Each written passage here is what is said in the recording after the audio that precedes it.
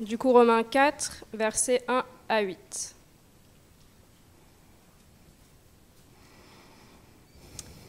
Que dirons-nous donc d'Abraham, notre ancêtre?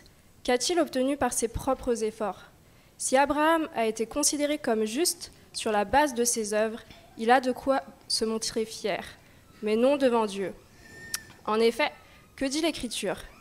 Abraham a eu confiance en Dieu et cela lui a été compté comme justice.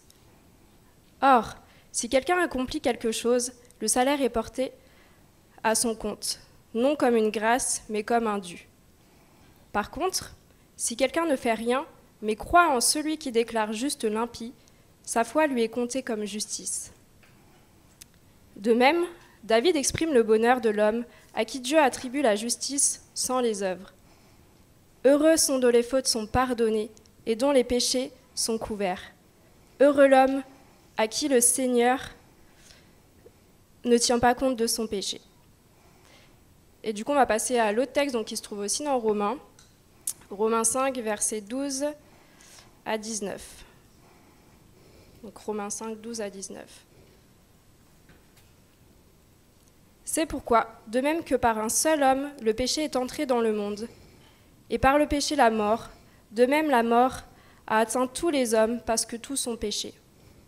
En effet, avant que la loi ne soit donnée, le péché était déjà dans le monde. Or, le péché n'est pas pris en compte quand il n'y a pas de loi. Pourtant, la mort a régné depuis Adam jusqu'à Moïse, même sur ceux qui n'avaient pas péché par une transgression semblable à celle d'Adam, qui est l'image de celui qui devait venir.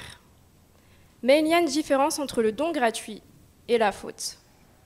En effet, si beaucoup sont morts par la faute d'un seul, la grâce de Dieu et le don de la grâce qui vient d'un seul homme, Jésus-Christ, ont bien plus abondamment été déversés sur beaucoup. Il y a une différence entre ce don et les conséquences du péché d'un seul. En effet, c'est après un seul péché que le jugement a entraîné la condamnation, tandis que le don gratuit entraîne l'acquittement après un grand nombre de fautes.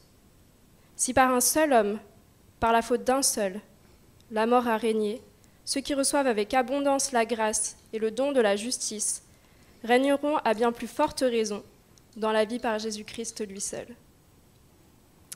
Ainsi donc, que par une seule faute, la condamnation a atteint tous les hommes, de même par un seul acte d'acquittement, la justification qui donne la vie s'étend à tous les hommes.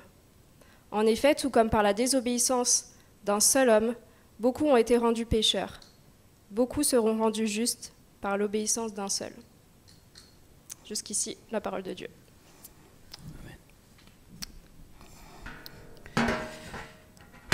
Merci. Est-ce que vous m'entendez bien au fond nous continuons notre série de messages dans l'épître de Paul aux Romains.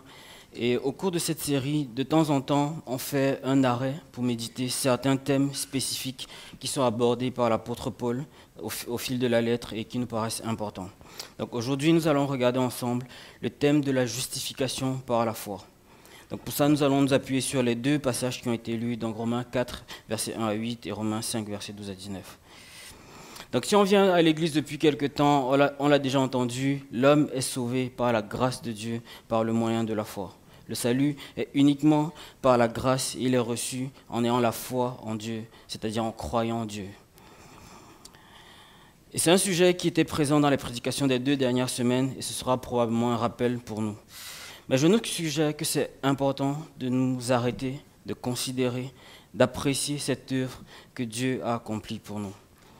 Et donc pour parler de la justification par la foi, en nous appuyant sur ces deux textes, aujourd'hui j'aimerais nous amener à considérer le bonheur d'être déclaré juste.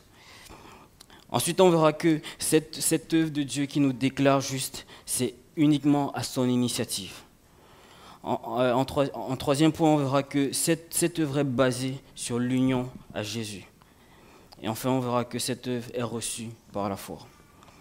Donc d'abord, le bonheur d'être justifié, c'est-à-dire d'être déclaré juste par Dieu. Avoir le statut de justifié devant Dieu, avoir le statut de juste devant Dieu, c'est l'état le plus désirable pour un homme. L'apôtre Paul, en citant David, dit qu'il parle du bonheur d'être justifié. On voyait ça dans Romains 4 au verset 6. David exprime le bonheur de l'homme à qui Dieu attribue la justice sans les œuvres. Dans le psaume 32 qu'on a lu la semaine passée, David célèbre le fait que Dieu a pardonné ses péchés. Dieu n'a pas tenu compte de ses péchés, mais plutôt Dieu le déclare comme juste. Il avait commis un adultère, il avait commis un meurtre, mais Dieu le considère comme quelqu'un qui n'a rien fait de mal. Et c'est dans ce contexte que dans Romains 4, versets 7 à 8, on lit David qui dit « Heureux ceux dont les fautes sont pardonnées et dont les péchés sont couverts. Heureux l'homme à qui le Seigneur ne tient pas compte de son péché. » Dieu a pardonné ses fautes, Dieu a couvert ses péchés. Ce mot couvert m'a rappelé quand j'étais ado.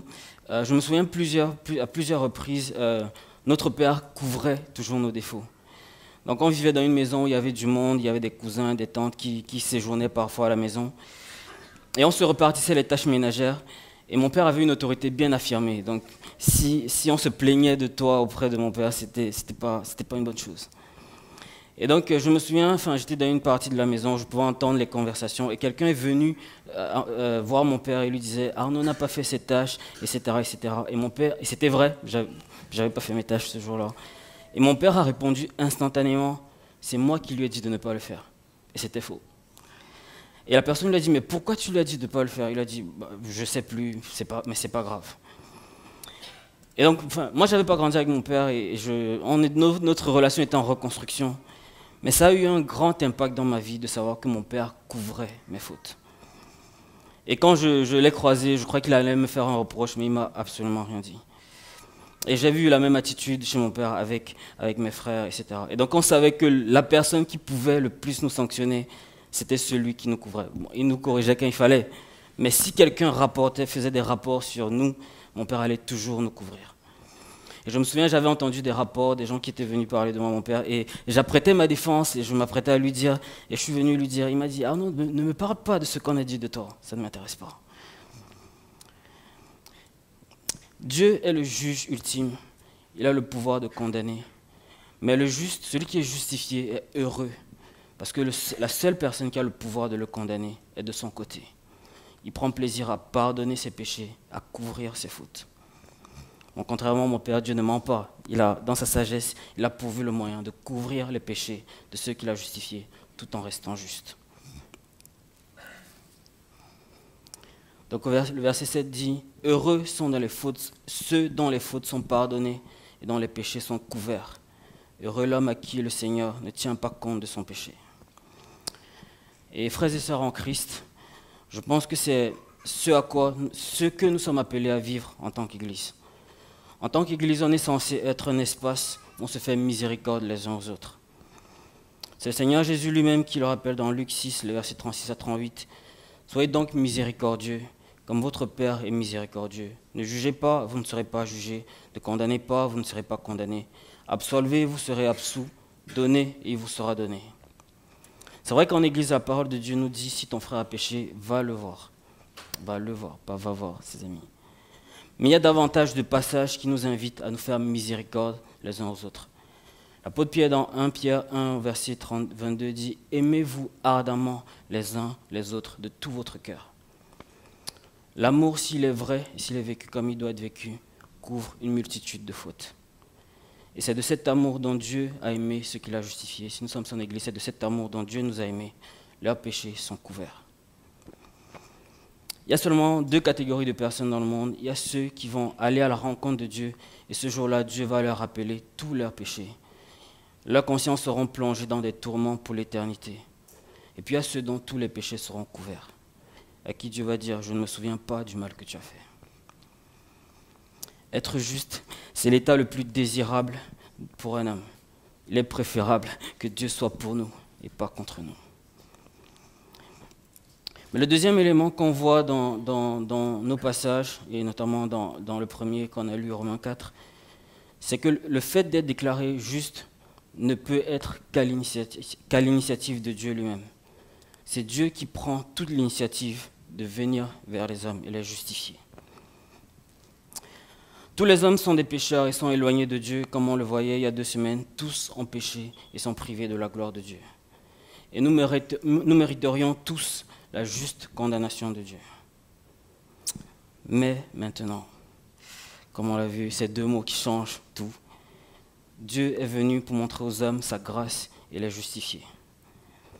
Par les éléments que nous trouvons dans ce passage, nous sommes rappelés que c'est Dieu qui a pris l'initiative de venir vers nous pour nous offrir la justice, pour nous offrir le cadeau, le don de la justice.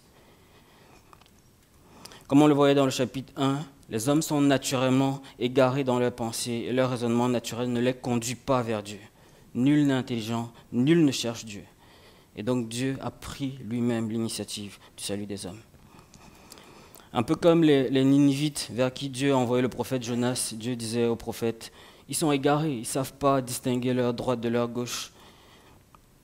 Et devant leur égarement, la réponse de Dieu, c'était de leur envoyer un prophète pour leur annoncer la vérité et la repentance.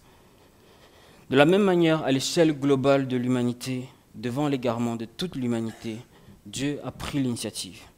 Il a choisi un homme et un peuple à travers lequel il a envoyé son Fils pour sauver les hommes. Pour marteler ce point, l'apôtre Paul évoque des éléments qui devraient nous rappeler l'histoire d'Abraham. Au verset 1, il dit « Que dirons-nous d'Abraham, notre ancêtre? Qu'a-t-il obtenu par ses propres efforts ?» C'est une question rhétorique pour certains juifs qui pensaient que Abraham, leur ancêtre, avait été choisi parce qu'il était particulièrement juste et qu'il avait été choisi en fonction de son intégrité. Mais l'apôtre Paul leur rappelle qu'il n'a rien obtenu par ses efforts. Abraham, c'était un païen qui vivait sa vie, et puis un jour, Dieu, pour aucune raison, a pris l'initiative d'aller vers lui et l'a mis à part pour envoyer le Messie à travers sa descendance. Et puis au verset 3, l'apôtre Paul dit encore, « En effet, que dit l'Écriture? Abraham a eu confiance en Dieu, et cela lui a été compté comme justice. » Abraham n'a fait que répondre à Dieu. Dieu l'a appelé alors qu'il n'a rien demandé et n'a rien mérité. Dieu lui a fait des promesses alors qu'il n'était pas obligé. Et la seule réponse d'Abraham a été de croire. Et à cause de sa foi, il a été déclaré juste. Puis au verset 7, « Heureux ceux dont les fautes sont pardonnées et dont les péchés sont couverts. » Si on se rappelle du contexte, c'est Dieu qui est venu vers David à travers le prophète Nathan. Il lui a exposé son péché et sur cette base, David a confessé et s'est repenti et a obtenu le pardon de Dieu. Le salut est à l'initiative de Dieu. Puis dans Romains 5, le deuxième passage qu'on a lu, les versets 12 à 19, on voit la base sur laquelle nous sommes justifiés. Et cette base, c'est l'union à Jésus-Christ. Toutes les bénédictions spirituelles de Dieu qui parviennent aux hommes se fait à travers Jésus-Christ. Tout ce que Dieu donne aux hommes comme bénédiction spirituelle, c'est à travers leur union à Jésus-Christ, son Fils. L'apôtre Paul rappelait cette vérité aux Éphésiens, notamment dans Éphésiens 1 au verset 3. « Béni soit le Dieu et Père de notre Seigneur Jésus-Christ, qui nous a bénis de toutes sortes de bénédictions spirituelles dans les lieux célestes en Christ. » C'est en Jésus que toutes les promesses de Dieu trouvent leur accomplissement. C'est Jésus qui est le seul intermédiaire entre Dieu et les hommes.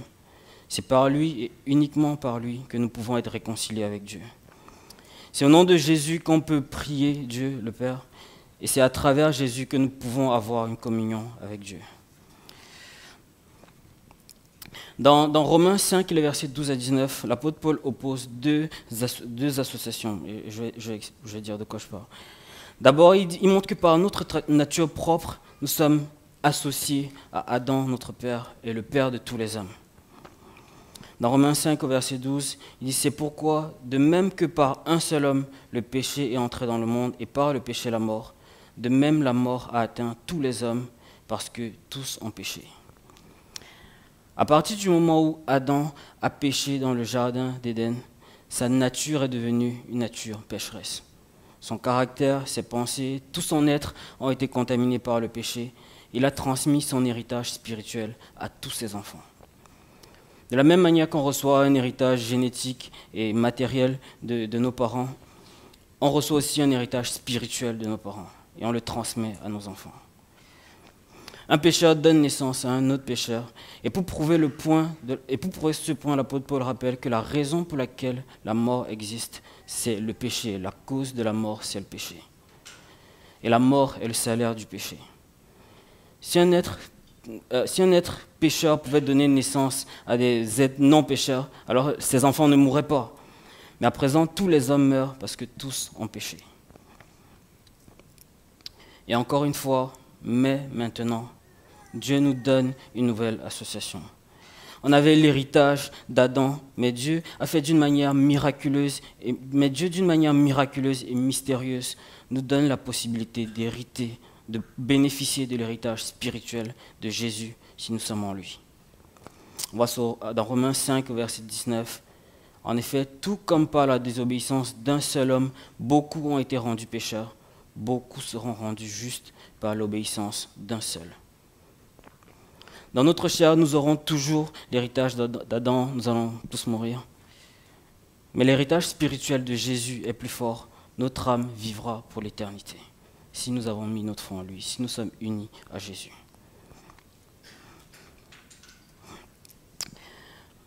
Ça me fait un peu penser à il y a plusieurs autres applications dans la vie où on voit que une personne représente plusieurs autres personnes. On pense notamment au combat entre David et Goliath. Goliath représentait tous les Philistins et David représentait le peuple d'Israël. Et quand David a gagné, c'est le peuple d'Israël qui a gagné. Ou bien on aura bientôt la Coupe du Monde. Lorsqu'un pays va jouer la Coupe du Monde, il représente tout le pays. Je repensais si vous étiez en France en 2018, cette chanson qu'on a tous entendue, il disait, non, je vais pas refaire la chanson, mais j'ai regardé les paroles. Il n'y a pas beaucoup de paroles, c'est N'Golo Kanté, Kipembe. Mais à un moment, il disait, on est champion. Lui, il n'a jamais joué une seule minute, mais il disait, on est champion. Parce que les joueurs de l'équipe de France avaient gagné, donc la France était championne. Donc de la même manière, Jésus, par ce qu'il a acquis à la croix, tous ceux qui sont associés à lui, qui sont unis à lui, par cette union spirituelle que Dieu a créée, reçoivent son héritage, reçoivent sa justice. Dans les versets 15 à 16, après, l'apôtre Paul montre que l'union spirituelle que Dieu a opérée entre Jésus et les croyants n'est pas une union équivalente à l'union qui existait entre Adam et les hommes, mais c'est une union dont les bénéfices surpassent les conséquences du péché qui vient de l'union avec Adam. Versets 15 et 16, je lis. Mais il y a une différence entre le don gratuit et la faute. En effet, si beaucoup sont morts par la faute d'un seul, la grâce de Dieu et le don de la grâce qui vient d'un seul homme, Jésus-Christ, ont bien plus abondamment été déversés sur beaucoup. Il y a une différence entre le don et les conséquences du péché d'un seul. En effet, c'est après un seul péché que le jugement a entraîné la condamnation, tandis que le don gratuit entraîne l'acquittement après un grand nombre de fautes. Le déplaisir de Dieu vis-à-vis du péché est tel qu'un seul péché est suffisant pour condamner tout l'univers. Un seul péché a été à la source de la malédiction de tout l'univers. L'enfantement douloureux, le travail pénible, les dysfonctionnements rationnels et la mort sont les malédictions prononcées à cause d'un péché. Et maintenant, imaginez la malédiction qui découlerait de plusieurs péchés, et la malédiction qui découlerait de plusieurs péchés de plusieurs hommes. Mais Jésus est tellement spécial dans son être que sa justice à lui seul couvre l'absence de justice de tous les hommes qui croient en lui. Le don de Dieu est surabondant, parce que juste en Jésus, tous nos péchés sont pardonnés. Et nous sommes rappelés par l'apôtre Paul ici que la base de notre justification, c'est l'union à Jésus. Si nous pouvons être considérés comme justes devant Dieu, c'est à cause de notre union à Christ et de l'héritage qu'on reçoit.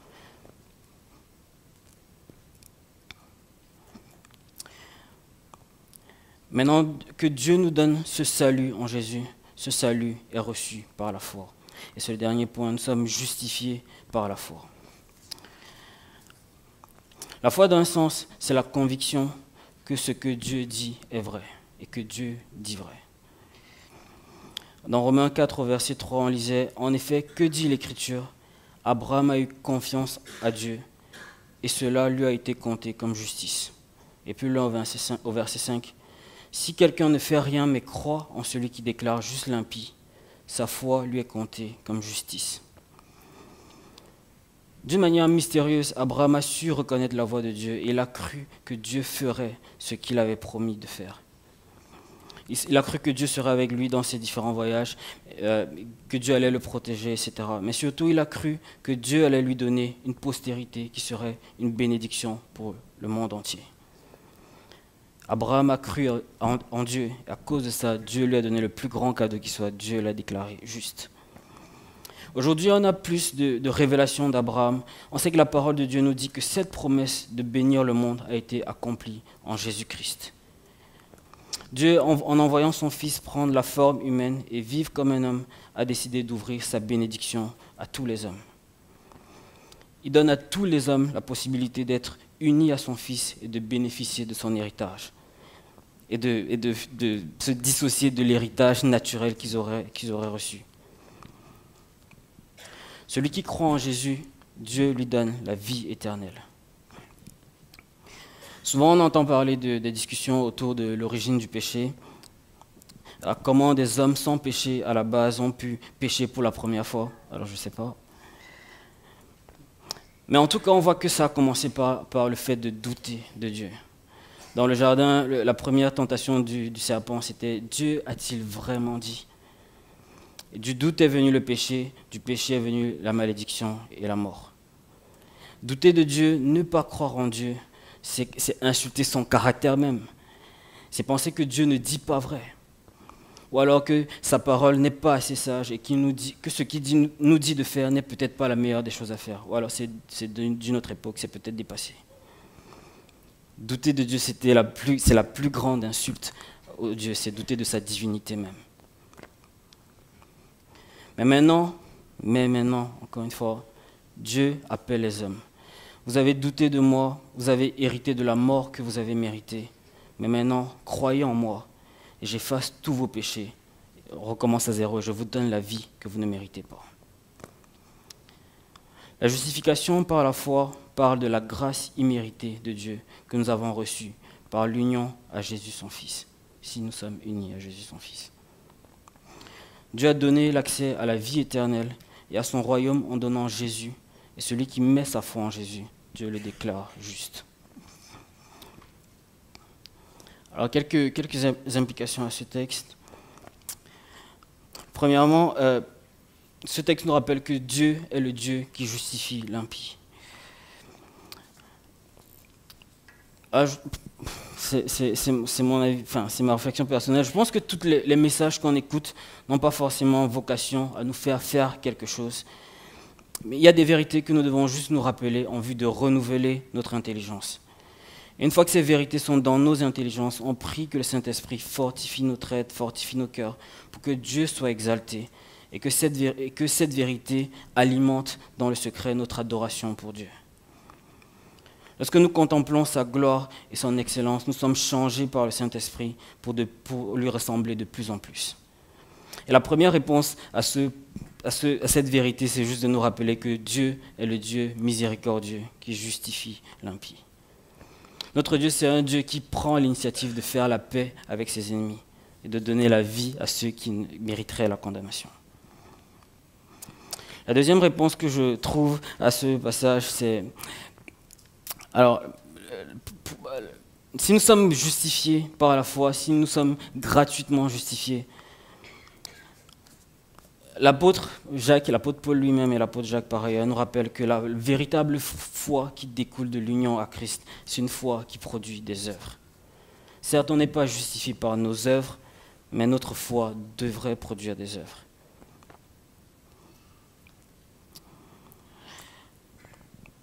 Et j'ai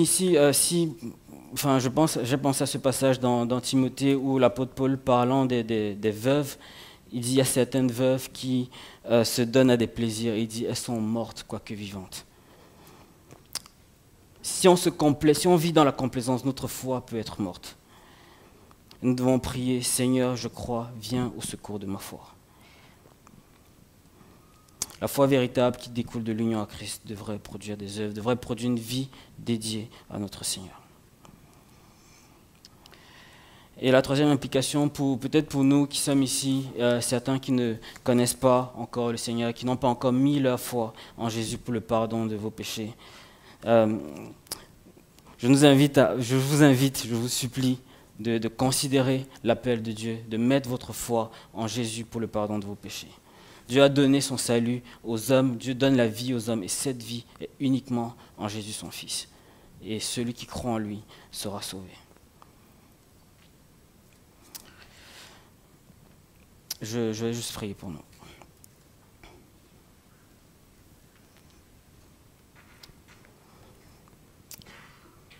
Père, merci pour ta parole. Père, merci pour le don de la vie. Merci, Père, pour ta grâce imméritée, ta grâce indescriptible. Merci, Père, parce que tu pardonnes nos péchés. Tu es le Dieu qui pardonne les péchés. Merci, Père, parce que tu es venu vers nous. Merci, Père, parce que tu as envoyé ton Fils afin que quiconque croit en lui ne périsse pas, mais qu'il ait la vie éternelle. Père, on te supplie de réveiller ces vérités en nous, de nous rappeler d'où nous sommes tombés, de nous rappeler ce qui fait que nous pouvons t'appeler Père.